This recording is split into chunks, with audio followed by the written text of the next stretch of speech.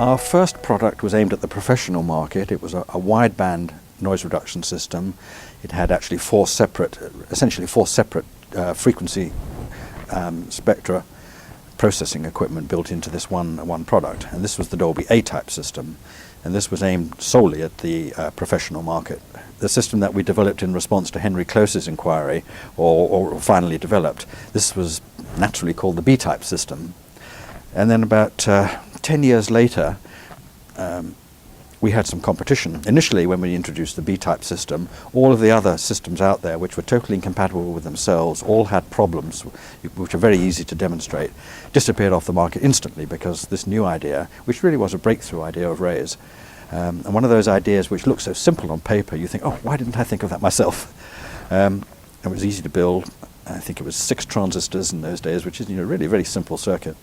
So all of the competing systems disappeared completely. And then as time went on, people would look at this and say, well, there's money in noise reduction, isn't there? And began to introduce competing systems, the most famous of which was a company called DBX, which had a lot more noise reduction.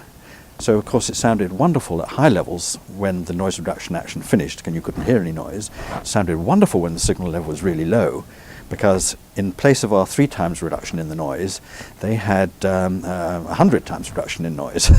And so there wasn't any noise at all, whereas if you turned our volume up, you could still hear a bit of hiss. And many of our licensees said, hey, Dolby, we need more, for marketing reasons perhaps. And we resisted this for many years. And at one time then we were invited to come to Tokyo to hear demonstrations by 5 of our licensees simultaneously to demonstrate what they had come up with, and they were going to use this unless we did something. I think this, in retrospect, I think this was a ploy to force us to do something, but it was a very successful ploy because we got a little worried, and indeed came up with our next one, which had twice as much noise reduction as the B-type, and again, naturally, we call this C-type.